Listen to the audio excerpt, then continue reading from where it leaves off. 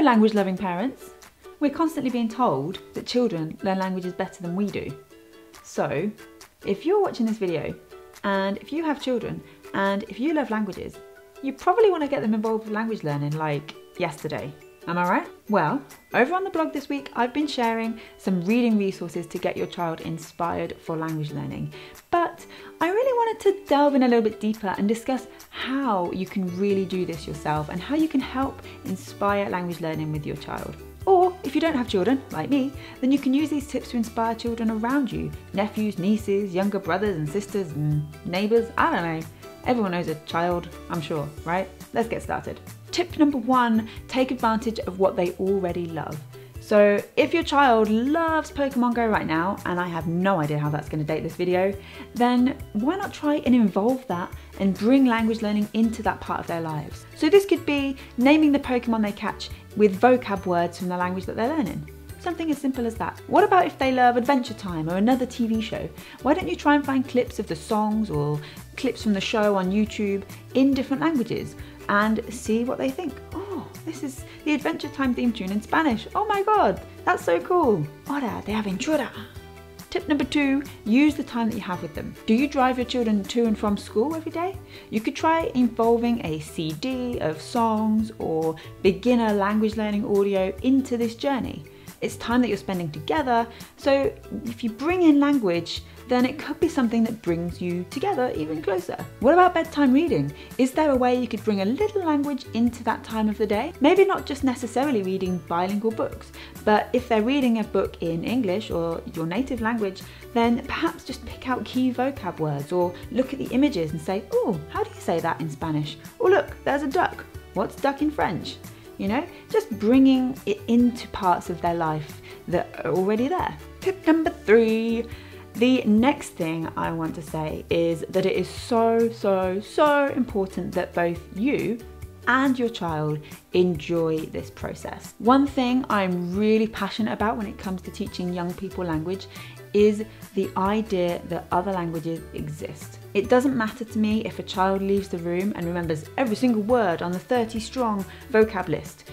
The most important thing is that they go away understanding that their language is not everyone else's language, right? And sometimes as parents or even as tutors, we feel this pressure of, oh no, they need to learn every single word, and you know, as well as just red, blue, green, they need to know the words for silver and purple and burgundy, right? So not true, okay? So really focus in on the important stuff and remember that the most important thing is they understand other languages exist. That's going to increase their tolerance no end for other people, other cultures, other ways of life.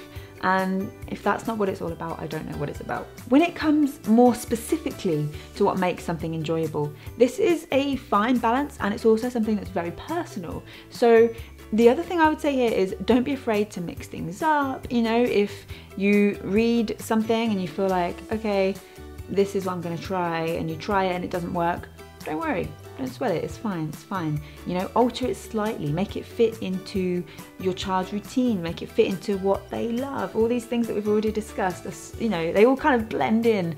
But that's really what I would say here is when it comes to enjoying it, it's a very personal thing, both for you and the child.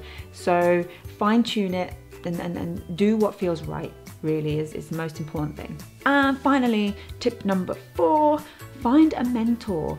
There's one person that comes to mind here, and that's Mariana Dubosc from Bilingual Avenue. She has an amazing podcast where she gives you so much good information if you're raising children and you want to bring language into their lives, especially if you want them to be raised bilingually, whether that's with bilingual parents or, you know, living in a different country, whatever it could be. But yeah, find someone and think, right, you know, this person, they know what they're talking about. But then, you know, maybe you've found Mariana Dubosc, for example. You've read a blog post, you've read all the tips, and you think, okay, let's try everything. Let's go out and buy all of those things. Let's get all of those books. Let's try all of those tips.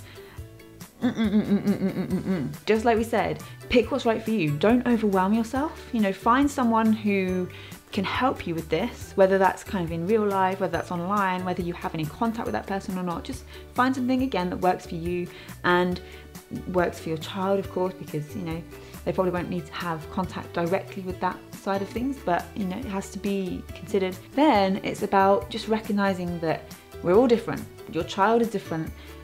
You are different as a parent. And so therefore, you know, the methods that are going to be useful for you and your child to learn this language are going to be different too.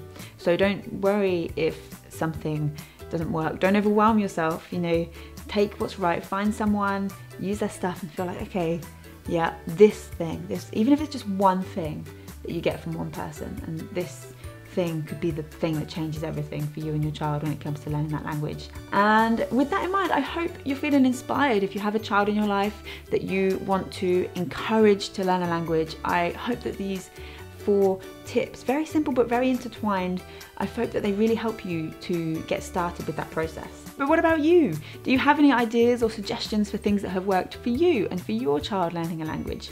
Let me know in the comments below. And as always, don't forget to subscribe, and I will see you very, very soon for another language learning video. See you later. Bye.